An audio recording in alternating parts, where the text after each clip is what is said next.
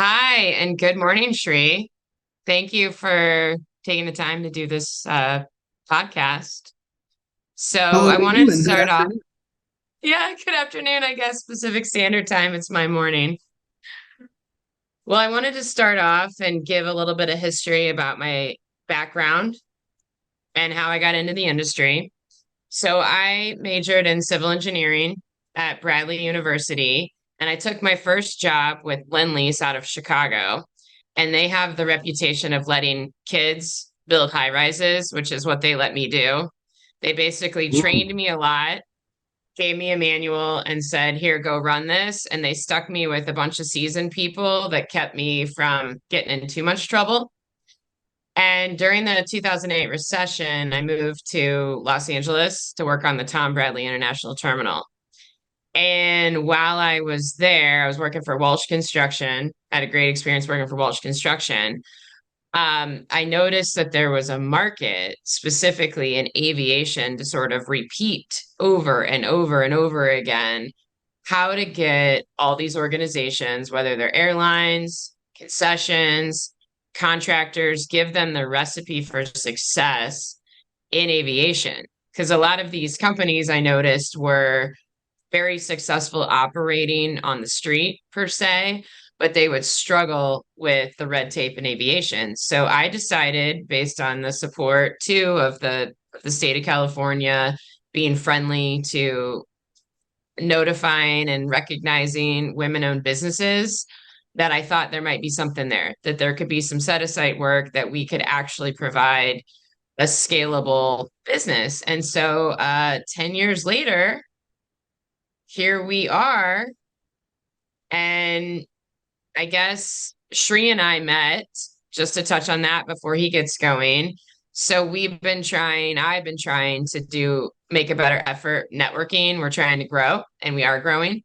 And so we met a couple years ago at the ACC conference in Napa, and that'll be a I was trying memorable to point remember in what conference. time. Yeah. Yeah. Do you remember the bomb cyclone that I came? do. Yeah. Yep. Water just up to our knees in the conference sessions. Yeah. And we were at this beautiful, sprawling, all outdoor Silverado resort, and the rain was flying horizontally. It's called a bomb And they cyclone. only had like six umbrellas. You remember that? You could borrow an umbrella from the front desk, but there were only like six of them. Yeah. Yes, I do. So I guess go ahead, Sheree. I've talked enough about myself. I'm already getting bored. Well, I'm surprised you just casually dropped it in there and didn't make a big deal about it. But congratulations. This year being your 10-year anniversary is kind of a big deal. I think the listeners are all applauding along with me. Um, to introduce myself, I'm Shri. I'm with Conoco. I got my start, oh my God, a lifetime ago, 12 years now. 12 years ago, graduated from Michigan State University, civil engineering. I knew I wanted to go into something a little different. So I went to a concentration in construction management. Um, what that led to was me being kind of, excuse me, contacted by Conoco. They said, "Hey, would you like to come work for us?" I said, "I've never heard of you. No thanks." Click. They called me back, thankfully, and I got my feet wet on some projects at the Detroit airport. Spent the next decade running around doing on-site construction management type stuff on airfields, and in that same way, really got the opportunity, just like you, Lauren, to learn from other people. It wasn't just learning inside my company. I got to see all kinds of different people from different companies run construction projects. I got to see good ways to do it. I got to see not so good ways to do it, but it was awesome to be stuck around, like you said, with all those seasoned folks and see how the ropes work. I also did get to learn a lot from people inside my company. And when the time came, the owner and founder, Connie, trusted me to keep the company running in her stead.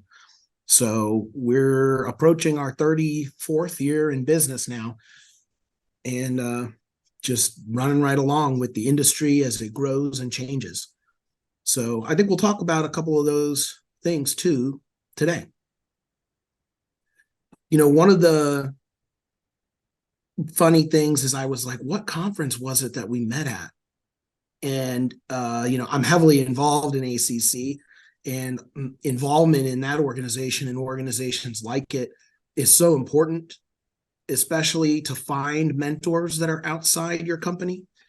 And I think, you know, often companies make a big deal of an internal mentorship program, but when you look outside your company, there are opportunities for learning, especially because that's a third party perspective. You're getting somebody who's not influenced by the culture at your company. Maybe they're not part of the politics, and you can ask them some sensitive questions.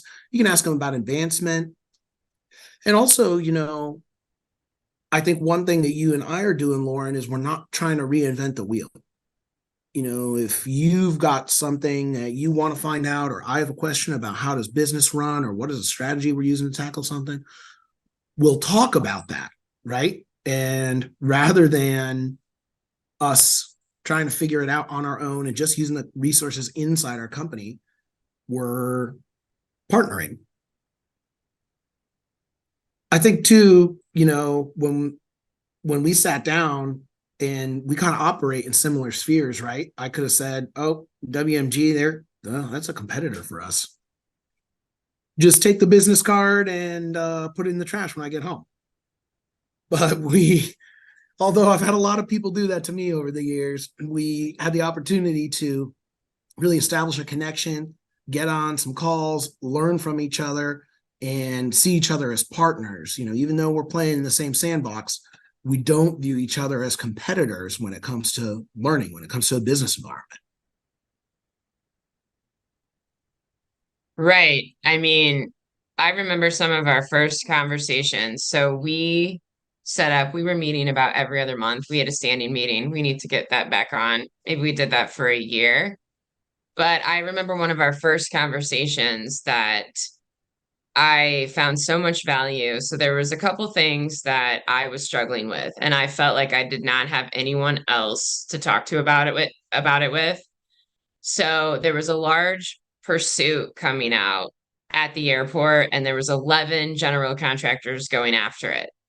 And a couple of the general contractors decided to pursue it early, and they asked us to sign an exclusivity agreement. And we did.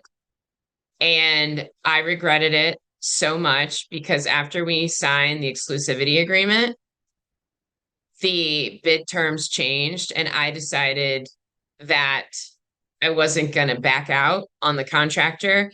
But what happened was a bunch of other contractors came forward and wanted to partner, and we lost out on that opportunity as a small business. The team that we were with was not successful. Now, in the end, we did end up getting a contract, but instead of just running a 100 meter, we had to basically run a marathon with lots of shin splints to get it. So I remember, Shri, we were talking about how sort of just getting support from each other. That, I mean, my opinion is that us as small businesses should not be signing exclusivity agreements. Yeah. And yeah, and you feel all these pressure, or I did. Okay, I felt pressure. They want us, we're special to them, their team is special. But at the end of the day, with a company like ours, where we're providing support services and we don't have the primary profile on the resume, when we have a 1 in 11 shot, and even our team is not the deciding factor, it really hurts us. So I felt supported by you. We aren't signing those agreements anymore. Yeah. And I think it's incumbent on both our clients, you know, any client who really values your firm or our firm or any DBE and really values the services they provide and really wants to see them succeed would not ask them to sign an exclusivity commitment. And there are Yeah. times where we do it, if we really do have a long relationship with somebody, or if it's a very specific niche pursuit, we will sometimes make those commitments. But it's also incumbent on owners, because what we're seeing is sometimes the owners will come out and say, hey, even subs on this project, we're going to release 3 RFQs. You're required to only participate in one. You can't participate in multiple. Same thing, and we see this in states from the East Coast to the West Coast, and have even over the past year. Later, they'll come out and say, wait a minute. We've gotten too many questions. What we really mean is if you're a sub, you can be on multiple teams. What that does is, especially subs that have niches like you have or like we have, the people are able to get those people on their team. They're able to fill that gap. And if a sub is only on one team out of 11, who on the other 11 is going to do the work? Yeah. Well, I just appreciated that you were willing, like you said, we were willing to talk to each other, because there are a lot of companies that see that we have construction management services and that's what they do. Because I did try with a couple other small businesses to have the same dialogue, because I thought, well, this is wonderful. We can do it. And we had one meeting and it was extremely awkward, and they didn't want to set up more. I don't know if I made it awkward, but I certainly felt that they felt it was awkward. And we were just at a CMAA golf outing. We were a T-Box sponsor. And we've got this big banner that says construction management professionals, DBE, WBE, everything. And my joke was, we got a lot of handicaps, but golf isn't one of them. So people would say, like, what do you mean? It's trying to imply that, you know, I can hang, but I don't have a golf handicap, like what the scoring would be. But anyway, there was a large firm that was like, we aren't going to talk to you. We do the same thing. And I said, wait a minute, how many employees do you have? They're like 3,000. I said, we are a perfect sub for you. We will never be able to compete with you. And the guy looked at me and you could see the wheels turning. And so then finally he gave his business card. Now I followed up, he hasn't called me back. So maybe he meant what he said at first blush. But I thought, how do we change the mindset, you guys? I mean, you need us, we need you. We provide niche. Conoco provides niche services. We can share in the same arena. I mean, another one of the conversations we had, Shri, and I'm curious to also revisit your perspective on this, is it is no question right now. Everybody is so concerned about resources, the volume of work, and there is insufficient resources. And that's kind And of what I was even thinking about when I mentioned, if you're on one team, who are the other teams going to use? If there are 10 other teams, who are they going to have that's going to do this kind of niche work? And just like you're saying, we're hearing even the companies that do have 3,000 people don't have enough people to fill all the seats. And so how could they possibly go to another firm and say, no, thank you, we don't need any support? Those are two absolutely antithetical messages. well, I'm watching for the first time Ted Lasso, and there is this part about be curious.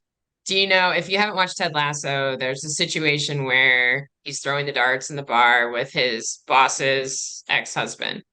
Awkward situation, just like us Mm, meeting with small businesses, right? right. And it's a little bit awkward. And the whole message was he starts shooting a dart with his right hand and he's failing. So then there's this wager about, well, if I win, you don't get to go to any more of my boss's games and sit in the box because they're estranged in the marriage. And his message was, you need to be curious. He's left-handed. Ted Lasso's left-handed, and he grew up shooting darts every day of the week, and he just crushes the ex-husband. So I think the message is, you and I, we're curious. Shri, I mean, we've been curious, and the other Right. people are not curious, and you're just sort of cutting yourself off from an opportunity to be successful by not being curious. I like that analogy. I've had evenings like that myself, but I'm not left-handed and I did not grow up playing darts. So the story doesn't have as many happy endings in my case. But there is the idea that a lot of these firms that we talk to, sometimes they don't even explore what we can offer. They say, well, we've got the cost estimating side covered. We have like 13 other services that maybe you need help with, in addition to rounding out your team, using our resume and our past project experience, most likely at that airport, using our team's resume and their long history of work, specifically in aviation. When we talk about niche, we don't just mean, we're a little firm that does construction management or cost estimating or scheduling. It's the fact that we also specialize in the disciplines that we work in. And so without sitting down and having that conversation, finding out what services we offer, a lot of times they're missing out on an opportunity to round out their team. Right. I think too, And there's just like a human element to this, right? It's very important that, people kind of joke that aviation is a small world, small community. You never know when you're going to be talking with somebody and, you say, hey, thanks, I'll call you, and you never call them back. And then later you find out the person who you never called back is the new CEO at one of the airports you want to work at. And now you've got to go have a conversation with this individual in order to build a book of work there. With aviation being a small world and small community, it's kind of like you never know who your next boss is going to be. And so why not be nice to everyone? Why not at least give those follow-ups? And if you have the conversation, you have that curiosity, and it turns out that you lose the bet, right? Maybe you're on a team and it doesn't work out. Maybe you discover your company's values or histories or objectives don't align. But at the very least, you pursued the opportunity. right. I think also just to sort of close our resourcing challenges, we've had a lot of conversations about being small businesses and the concern that we're going to lose our valuable team members to other firms. And I sort of just wanted to talk about how we've both agreed that small businesses can provide a much more well-rounded experience than larger firms. I mean, you guys, when I started this podcast, I said I worked for Walsh Construction and I worked for Lend-Lease. I mean, these are the billion-dollar revenue annually construction company. They are huge, huge. They had a process for everything. And you sort of just got slotted into doing that same process over and over again. I started at Lend-Lease with a peer. She went to work on Trump Tower because it was the glitzy glam right on Wacker Drive. And she was managing doors, frames, and hardware for 4 years. Well, 4 years later, I had done 4 projects and I was a project manager. And so the point of my story is the projects were so much smaller, but with a small business, you can get a well-rounded exposure. You don't get slotted into one facet. And that's what we really offer. And we hope that our employees aren't seeking bigger is better necessarily. What do you think, Shri? Well, it's funny you bring that up. When I was coming up in the ranks, a lot of companies asked my bosses, Dave and Connie, they said, aren't you afraid you're going to lose him by sending him to these conferences and he's moderating panels? Don't you think somebody's going to steal him? And they were like, we run a bigger chance of losing him if we don't give him these opportunities. And at many large firms, there's a wait list for who goes to conferences, and you've got to be at a certain level before you can speak. And, at a small firm, you really get to prove yourself for what you're worth, which is cool. Well, yeah, you just got an award, 40 under 40 aviation. ENR, yeah, yep. Therefore, Yeah, 40 for the Midwest region. for the Midwest region. And to your point, I think if you would have been at a much larger firm, you wouldn't have been able to get that exposure. I mean, congratulations on that award. That's a huge, huge award for someone so young. But yeah, I think Conoco giving you those opportunities, like you're a walking example of what small businesses can do. Yeah, that was critical for us. And thank you. We kind of, during the interview process, we believe that it's not just assessing is the candidate a right fit for the company. We ask the candidate to assess if our company is the right fit for them. And in that, one of the things that I tell them, some people in their work, they want to be able to do stuff outside of work. There might be certain things they're looking for in a workplace. Somebody, they might want to have an after work softball league, right? Our whole company is not big enough to make a softball league. And so there are some things that big companies can offer that we cannot. On the flip side of that, though, there are many things that we can offer as a small company that big companies cannot. We don't have that red tape. We have these opportunities. We'll get you training. We'll get you learning. We'll get you classes, certifications, webinars, conference experience, industry exposure. Small companies can do that. And I think this ties, frankly, into a bigger point, which is that so many times people say the word small business and already they're thinking lesser. Small, even just in our language, often means less.